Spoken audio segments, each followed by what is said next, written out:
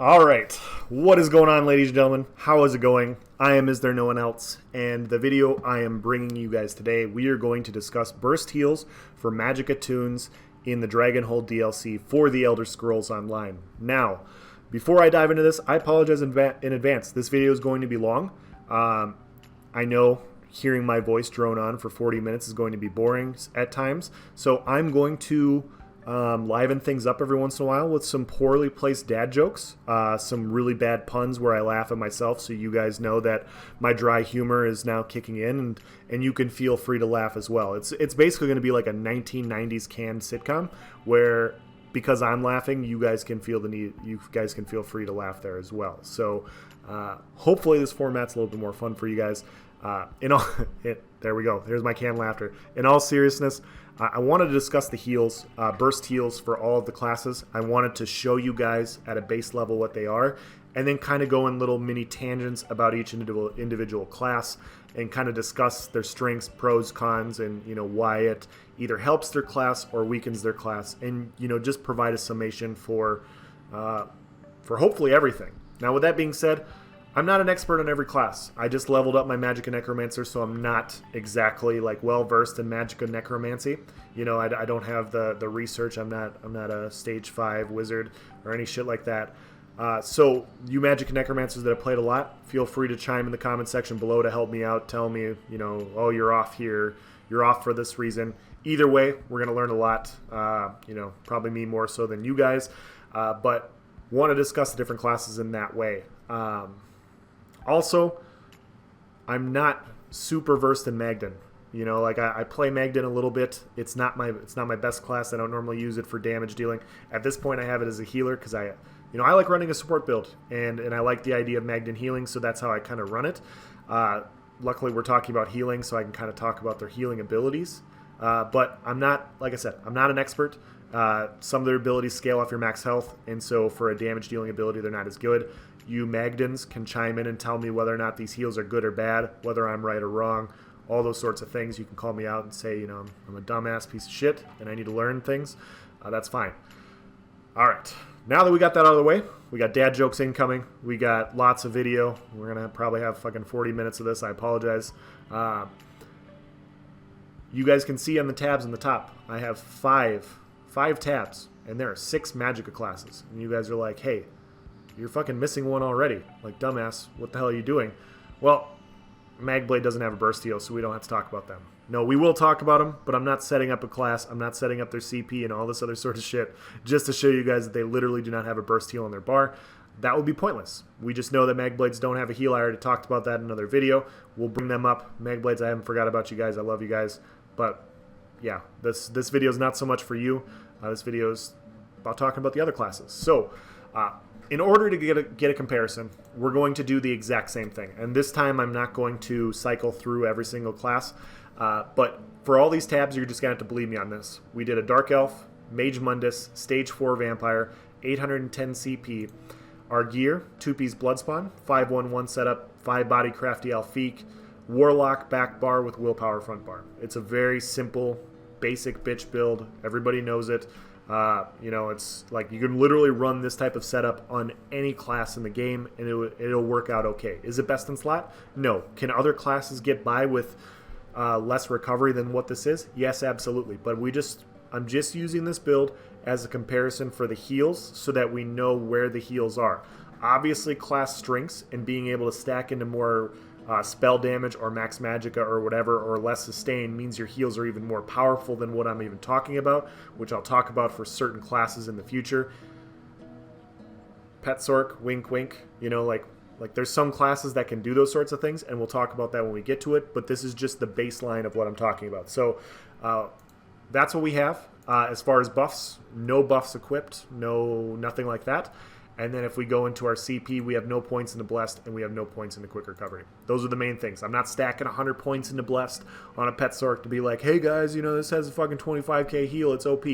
I'm literally comparing the baseline heal for all these classes so you get an idea. And obviously, each of these baseline heals has their own unique thing that scales differently and provides a unique perspective. I'm mostly going to talk about it from a solo/small scale perspective. So, with that being said, let's dive into it.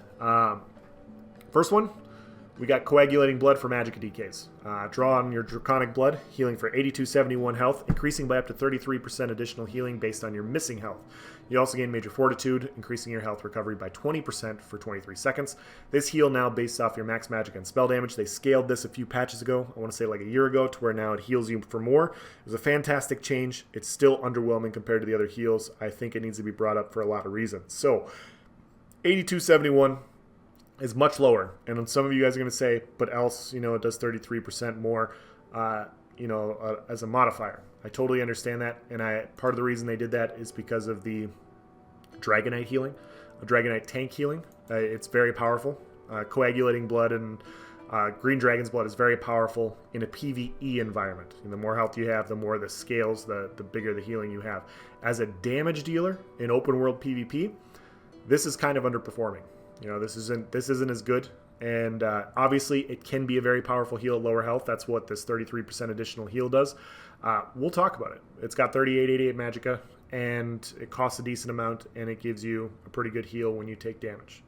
So it's okay. We're going to compare it to other ones. You'll see that I'm not wrong in saying that this is underperforming compared to other heals. But yeah, so that's what we have here. Next class we have Magplars. Magplars, I'm not going to rag on you too much. I'm just literally going to read off what the ability says and what it does. And if you guys are offended by that, I apologize that me reading off numbers upsets you, but that's just what it is. Honor the Dead, we have 11,148 health. So this heals for 11,000 compared to the 8278 of Dragon's Blood. On top of that, healing anyone who is below 75% health restores 60% of the ability's cost over 6 seconds as Magicka. So this is roughly an 1800 heal because, let's be honest, like most of the time when we activate this heal, we're below 75% health. So this ability is the same cost as Green Dragon's Blood, and it has the ability to be much, much cheaper than Green Dragon's Blood because of the Magicka return that you get. On top of that, it also heals for a large amount. This is a very good amount, and it can heal somebody else, so you can support your buddy by having it. You also have access to Minor Mending. You also have access to Mending in your passive tree here, up to 12%. More healing when your target's wounds are, more severe. So the very, very powerful heal. I don't think there's anything wrong with Honor the Dead. I think Honor the Dead's in a pretty good spot. Templars are the healing class. Templars need to have strong heals. That's my belief. That's their strength. That's their class identity. They survive through healing. Is it annoying? Yes. Can some of their passive healing, like Extended Ritual, be adjusted? Yes. But I don't think Honor the Dead and Breath of Life are that big of a deal.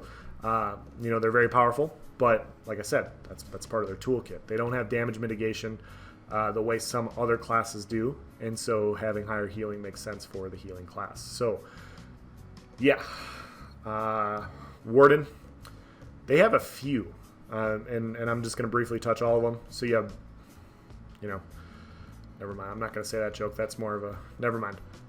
Polar Wind, envelop yourself in winter winds, instantly healing for 6758 health and an additional 785 health every 1 second over 5 seconds. So roughly 800 health over 5 seconds, so it's another 4,000 on top of this. Over 5 seconds, this heals for about 10,000, whatever. So this is pretty in line with, it's not the same burst heal, but it's a smaller burst heal plus the hot. And so it's over 5 seconds going to be the same as like one Honor the Dead heal, essentially. So I know this heal scales a lot more for tankier targets. You'll get those 40k health Magden healers that have like a 10k plus tooltip on this thing, and it's fucking crazy. And they're really, really hard to kill for that reason. I don't know how good this ability is for, just the average run-of-the-mill Magden, in open world PvP. Like, are you guys using this skill? Are you using Living Trellis instead, which is also a smaller heal? It's a heal over time, and then you also have access to Enchanted Growth, which is also a small hot. Or I've seen some use Budding Seeds. Budding Seeds you cast on the ground. It's a cheap amount. You see it's 2,200 Magicka, You can activate it again, and you get a burst heal that's similar to Breath of Life or Honor the Dead. However, it hits everybody in the circle. So it is an 8-meter radius, so it's a pretty large area. Everybody in this area can activate. You can activate this burst heal, and you can get an Honor the Dead, Breath of Life level burst heal by activating this skill twice. Or you can just let it sit on the ground.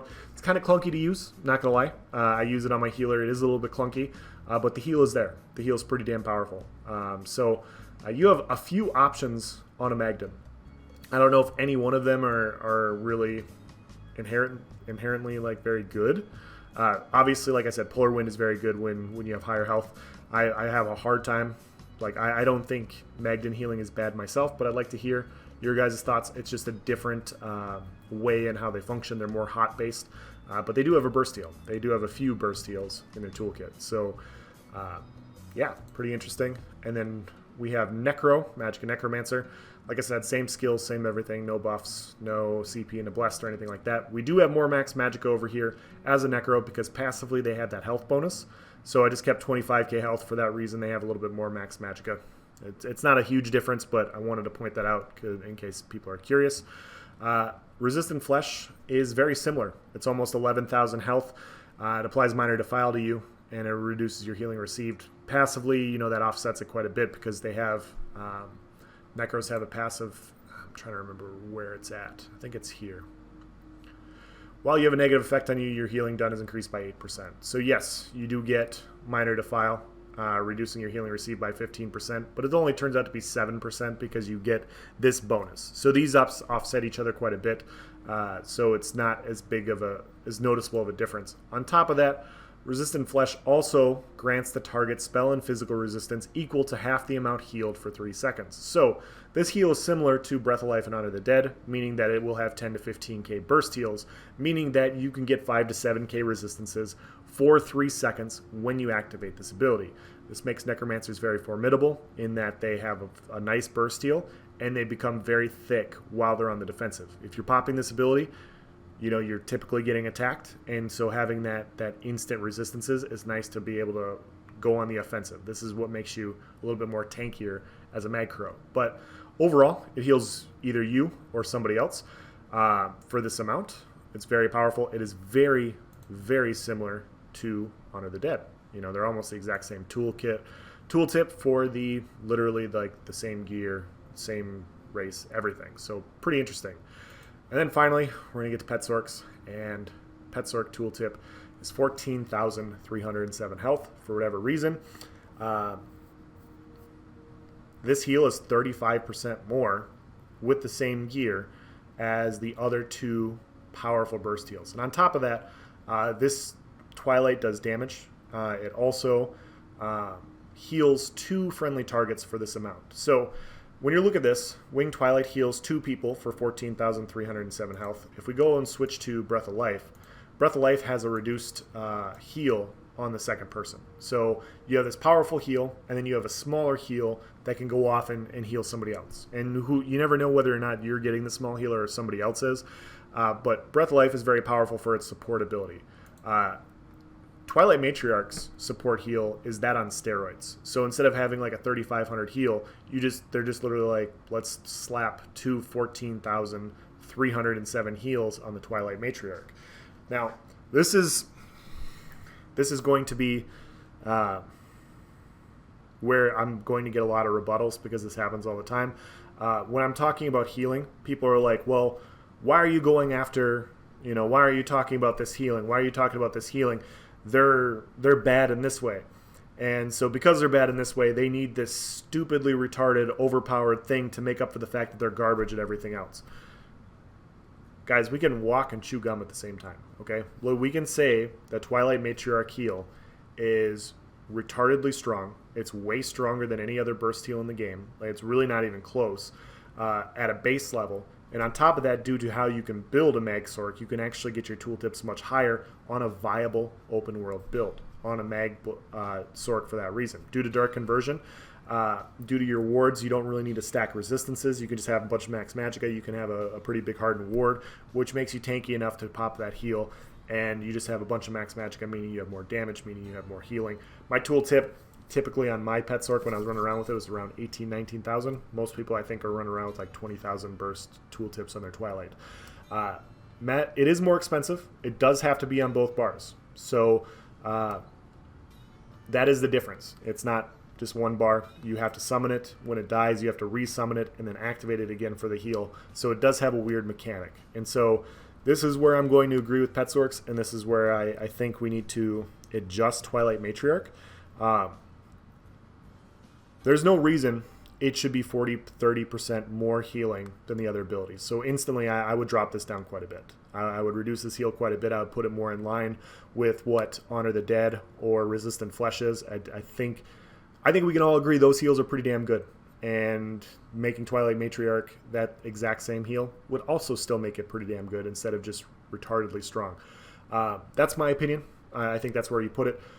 However, the other problem with running a Pet Sorc is it's a targetable pet, and in a 1v1 situation, in a slightly outnumbered situation, or an even fight like 3v3, 3v4, whatever, Pet Sorc is super strong. In an outnumbered situation where like you're trying to play solo and you run across 5-6 people, Pet Sorc can be ass. It can be really, really bad. Because if people know to focus the heal, they're gonna kill your pet.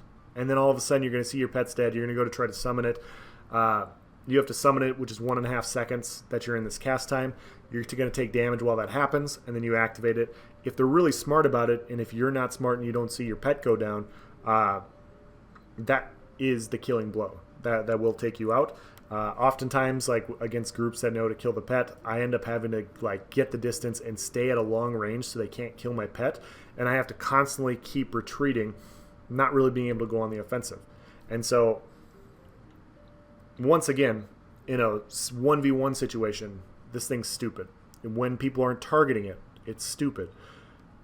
When you're outnumbered and you're dealing with a bunch of people, it is a shitty mechanic. When you get interrupted out of it, you slide across the ground, which is another shitty mechanic, and you end up dying for that reason, which is, it's just really, really annoying. So my proposed change to Pet Sorcs: reduce the healing, put it more in line with Breath of Life and Honor the Dead, make it non-targetable. Make it to where Twilight Matriarch cannot be targeted. So once you summon it, it's up.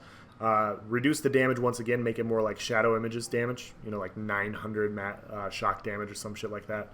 Just so it can potentially proc the vulnerability, but it's not really doing anything else. But the powerful buff that it gets because it's on 2 bars allow it to have this big heal to 2 people. So that gives it a unique thing that Honor the Dead or Breath of Life doesn't have. Breath of Life only goes to 1 person, and then it's the smaller heal. Give this same strength heal to 2 people. So this way, when you're fighting a Pet Sorc, you don't have to worry about that stupid thing, like you go to drop a meteor, and you drop it on the Clan Fear, and then you're upset because then you have to wait for another meteor, and you have this Sorc line of sighting a Clan Fear, like that, or a Matriarch, because that shit's annoying. Like, let's be honest, that shit's really annoying to fight, it's really annoying to deal with. And if you're fighting multiple Pet Sorcs, it's just non-stop annoyance because you can't really get your burst off, and if you don't get your burst off perfectly, they're going to heal back to full with a click of 1 ability. That's just the way it is. That's the way Pet Sorcs are. But this would still make it powerful and make it supportable in groups. It would make them a little bit harder to kill, or a little bit easier to kill because you're not targeting the pet. And in a solo outnumbered situation, you wouldn't have to worry about 5 different people sniping down your pet, and you're constantly having to summon the thing to get yourself a heal to stay alive. So I think it's win-win for both sides to do it that way. You have this powerful effect that makes it strong and unique in its own way. It still would be a strong heal. It's just not nearly as strong as it currently is. That's my thoughts. So, yeah.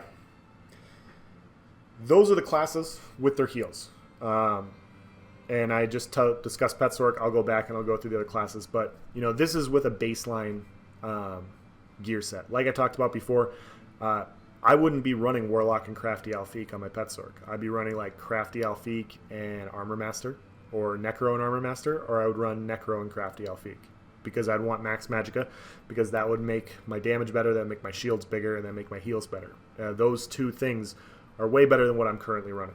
This is just a baseline so you can get an idea for what the heal is. My Twilight tooltip is like 18,000, like I said. So it's very powerful, and it's on a fully functional build that sustains very well in open world PvP. It's very, very strong in the right situations. So I would adjust it for that reason. Because of how you have to build, it kind of scales a lot differently. Like, there's no reason for this ability to be 30 to 40% more than the other ones. As far as resistant flesh goes, perfect. No notes. I like this ability. I like what it does. Plays perfectly in line with the Necromancer with being tanky, having access to burst heals, surviving. I think most Magcros would agree with me that resistant flesh is a very nice burst heal. It's very valuable.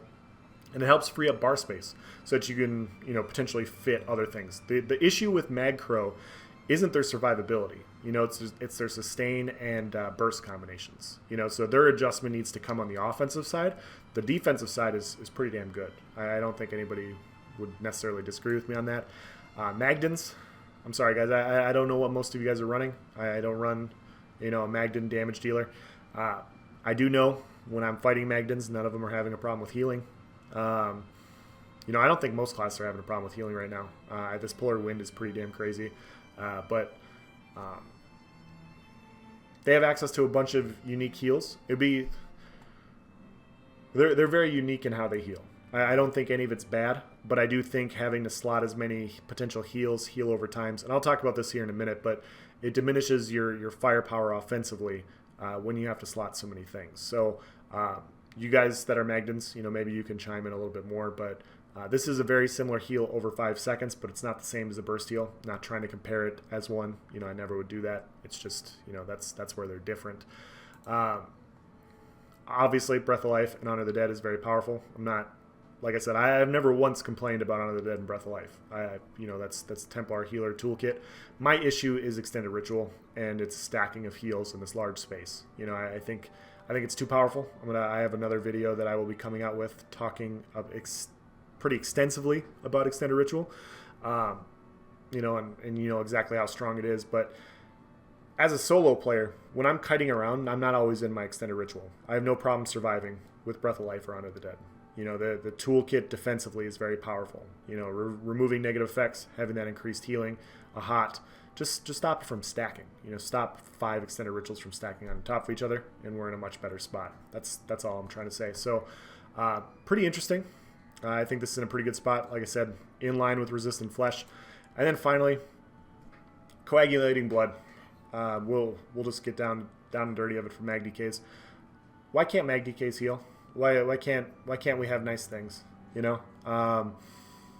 This heal has a potential to be as good as Breath of Life or Honor the Dead. And I know there's going to be some defenses about Mag DK, because they're going to be like, okay, well, you have access to Major Mending. You have access to Major Mending. Major Mending makes your heal a lot better. That's why this heal isn't as good, because you have Major Mending in your toolkit. And that is true. You do have Major Mending. Fragmented Shield gives you Major Mending. However, when you look at the cost of the ability, it basically costs the same amount as Coagulating Blood. And so the problem is you're better off slamming Coag twice than you are hitting a Fragmented Shield and a Coag. These abilities are essentially the exact same. You're going to get more healing from slamming 2 Coags than having Major Mending, if you're trying to run these heals on your bar. So, plus you have to add another skill in your bar in order to buff a heal. Like, this heal can be good. I've gotten some very nice heals with this. I've gotten heals that have rivaled my Honor the Dead tooltips because, you critically heal at low health. You're going to burst back up to full. That's really cool. But that's something that a Magplar and a Magcro has all the time. They always have that. And I think the biggest issue is, the same thing when I was talking about Pet Sorks. Pet Sorks are really good, like, in even matched environment. Like, their heal is very powerful because their pet isn't always targeted. Mag DKs are kind of similar. Mag DKs have always traditionally been a very good dueling class because of Burning Embers. Burning Embers is a very nice traditionally a very nice damage over time effect that gives you a burst heal at a cheap cost. They've increased the cost quite a bit. Dots aren't nearly as good as they used to be, so the healing isn't as good on this as it used to be, so it's pretty much diminished. But in a 1v1 situation, Mag DKs were such a pain in the ass to fight because of this free cheap heal. Like, they would just stand in front of you and they'd hold block and they'd hit embers anytime they started to drop to low health. It's a huge pain in the ass to fight. I think everybody remembers those days. Burning Embers isn't nearly as good in an outnumbered 1vx situation. You know, like if you're trying to duel, you know, like if you're dueling somebody on a mag DK, the less you can pop Coag, the better off you are. You know, the more you're on your front bar hitting embers, going offensive, the better off you are. You typically don't see DKs on the back bar even in a dueling situation. What I am proposing doesn't really impact or change their ability to heal in a dueling situation because you're not going to be slamming Coags anyways from a dueling perspective. What it does do is it makes them more viable in open world PvP. If this heals a little bit higher and it's more in line and we get rid of this 33% modifier and we just give them a flat 10k health and it costs us 4,000 Magicka, all of a sudden we have a burst heal that we can rely on in all situations to where we don't have to slam, and we can build more into our survivability. We have to build less into sustain, so we can stack a little bit more spell damage. This would increase our healing a little bit more, and we could potentially take a skill like Cauterize off our bar and slot Flames of Oblivion. And so once again, going from 2 heals to a more powerful heal and then another damage dealing ability would increase the offensive firepower of Mag DK, would make them more unique in how they kill and how they line up burst, and it would make them more viable. Let's be honest, if you guys are playing CP, open world CP in Cyrodiil, how many Mag DKs do you run across on average out of 50 people? I mean, I would guess 2 to 3. Like, that's how many I see. I don't see too many Mag DKs, and that's for that reason. You know, the heal, you have to stack a lot into survivability and sustain because you have to slam this heal a lot, and because of that, your offensive firepower isn't nearly as good as other classes. And so when you look at, you know, I'm not trying to harp on Pet Sorks or anything, but when you have a 14,000 heal, and honestly, this is like 18,000 in PvP with a build, and my Coag tooltip is typically like 9 or 10,000 fully buffed. These are unbuffed, by the way. So like these are going to scale higher. There's no reason that coagulating blood at a base level should heal for like, what, 60% less than another burst heal. This is only going to us. We're not even supporting anybody else. You know, we're not supporting our teammates by using this. You know, so I think it makes a lot of sense to buff this heal a little bit more in open world PvP. It provides more offensive firepower. It tweaks them in a way to make them more valuable offensively while also having the same sort of defensive powers that they currently have via Coag, or via Cauterize and Coag. Now, the other thing, and this is another way you can go about doing it, there's more than one way to skin a cat, like I always talk about. You know, if you like skinning cats, I mean, I don't know. I'm not one to judge anybody for those sorts of things, but Cauterize and Fragmented Shield, I think we can all agree at this point, are more Stamina Dragonknight based support skills than they are Magicka Dragonknight. Yeah, I mean, a Magicka Dragonknight, I do use Cauterize, but my heal on my Cauterize is much 40 to 50% less on my Mag DK than it is on my Stam DK, because Stam DK has access to Minor Brutality. You can stack damage a lot more. Cauterize, I can have 10k ticks on my Cauterize. I have maybe 5 to 7 on my Mag DK. So this ability isn't nearly as good in Mag DK form as it is in Stam DK. Fragmented Shield, like I talked about, I wouldn't run Fragmented Shield on a Mag DK. You know, I'd run it on a Stam because you need that Magicka dump and you have Major Mending, so you can slot it with your Rally and your Vigor. But this is more of a stamina-based support skill than it is Magicka. So that's why we need to look at Coagulating Blood, because although they do have Major Mending in their toolkit, it doesn't make sense theoretically to use Major Mending on a Mag DK the way it currently is functioning. So that's the end of the individual things, the individual classes. I will lump all of them in with this summation. So I'm bringing you Mag Blades into this. We're getting to the home stretch here. We're almost done, guys. You can almost turn me off and then go watch something way more exciting. But when your burst heals are lower, you know, when your healing is not as good, you have to build in other ways. And so, like I've talked about before, you know, with Mag DK, it's Cauterize and it's Coag, and you have those 2 heals. And you also have access to Mistform, and you have access to your Volatile Armor. You have all these defensive abilities. You know, typically it's, what, 5? So you have Coag. We have this Deep Thoughts. You know, it's to build our sustain a little bit more since we have to run. You want our spell damage high so our heals are better, but we also need Deep Thoughts for the sustain, so that's why I'm running it there. It's actually a pretty good skill. Shout out to Blappin for getting me to put it on. But yeah, we got 3 skills here that are defensive. We have Volatile, which is defensive, and then we have Cauterize, which is another heal. So we have 5 abilities that are defensive, support, sustain based on a Mag DK. If we go over to a Magplar, and I'm not ragging on you Magplars, this is the strength of the class, you know, but you have a heal over time / purify that / synergy that's in this area that also snares people in place. This is a defensive ability that can be offensive if you use the other one. The other one's honestly trash, but so we'll just say this one. So this is the defensive ability. You have Breath of Life, which is another defensive ability. Misform or Race Against Time, another defensive. And then you have Channeled Focus. And so you have 4. It doesn't seem like a lot, but going from 5 defensive abilities to 4 increases your killing power a lot. I mean, like, just look at what my bar space is. Like, if this was a Frost Staff on the back bar, I could slot Ellie Drain back here. Front bar, I have Puncturing Sweeps. I have Toppling Charge, I have Purifying Light, I have Radiant. You know, like, just as an idea, I'm not saying that this is the perfect bar space. And we have access to Inner Light that increases our max Magicka, which makes us, you know, gives us that extra killing power because we have more crit damage and more max Magicka. You now have access to slot something else on your bar for killing power. If I had to slot another heal on my back bar, you know, let's say hypothetically, I don't even know what heal I would run. Let's say I have to run Eclipse, right?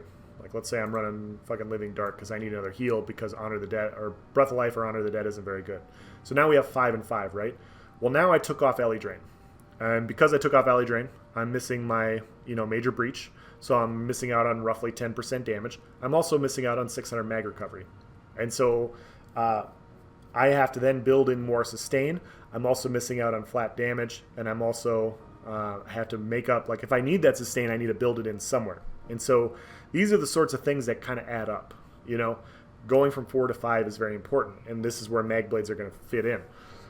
Because Mag Blades don't have a burst heal, they have to slot a lot more defensive based abilities and heal over times. You know, you have Shadow Image, you have Dark Cloak, you have Rapid Regen. I know a lot of people are using, like, I'm using Dampen Magic. I'm also using Siphoning Attacks because I need that heal coming in. I also need that sustain so I can stack more damage. So that's 5 defensive abilities right there. Some people are using, instead of Dampen, they're using Refreshing Path. You know, whether or not you agree with me on any of these, I'm also running Structured Entropy because it gives me a small heal as well. It's a nice little dot, plus it gives me a small heal over time effect as well. So when you look at a Magicka Nightblade, I have 5 defensive abilities, defense / sustain abilities, plus I have 1 kind of flex that does both. And so because I can't take one of those abilities off my bar because I need all of them to survive, I'm missing out on an ability on my offensive toolkit to kill people. So my offensive toolkit isn't as complete. And so some classes, like Mag Necro, have very clunky burst, and it's very specific burst in how they kill people. Like everybody can agree, Harmony, Magicka, Necromancers are very powerful because they have a very powerful synergy. They can nuke a bunch of people very fast.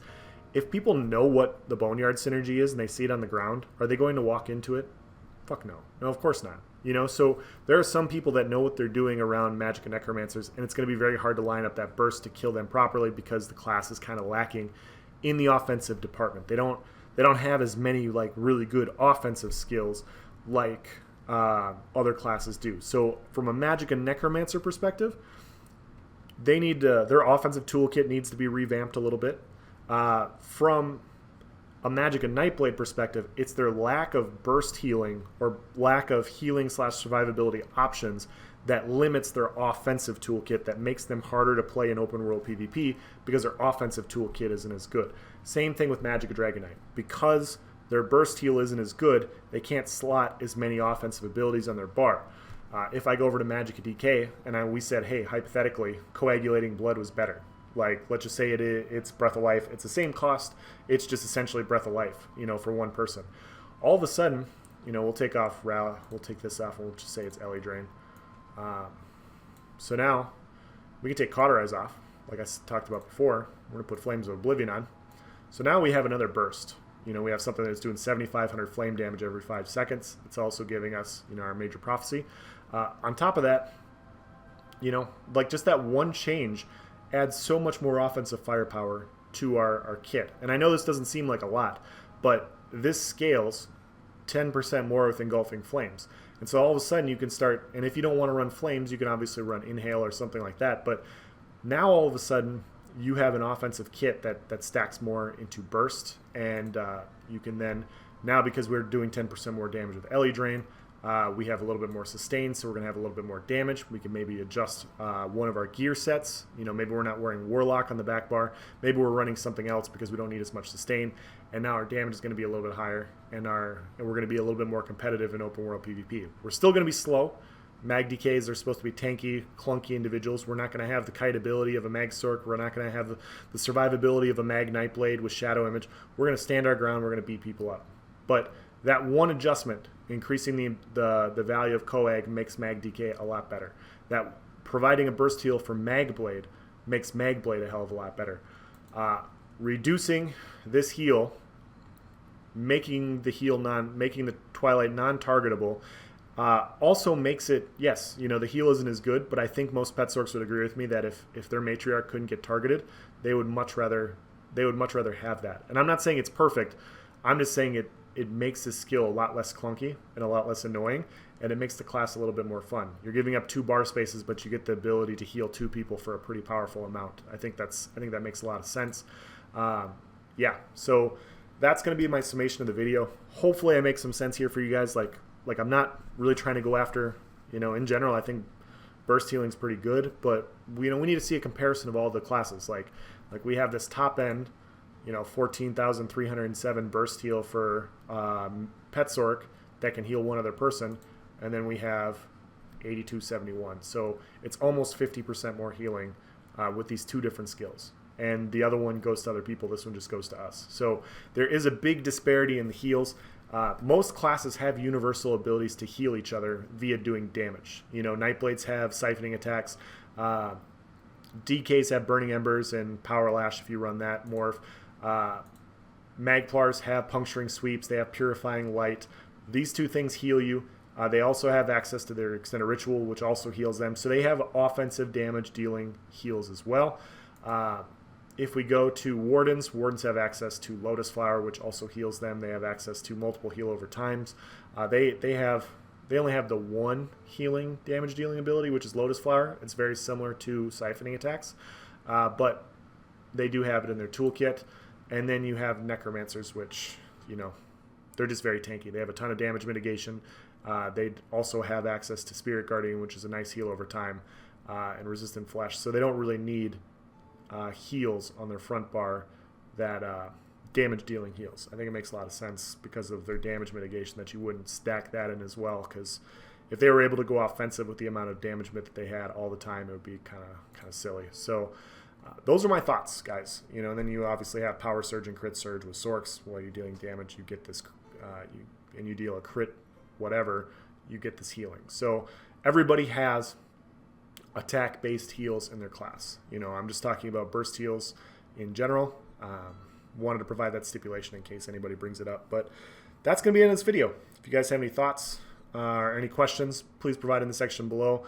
The main reason I want to do this, I just wanted to call to light, you know, what these different burst heals are and where the biggest disparity is. You know, it's not that every class is built the same, and I'm not saying that they should be. You know, all these heals should be their own unique separate thing.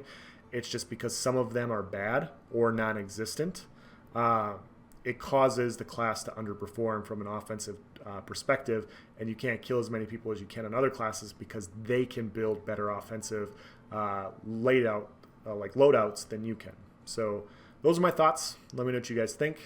Thank you for watching, guys. Have a nice day.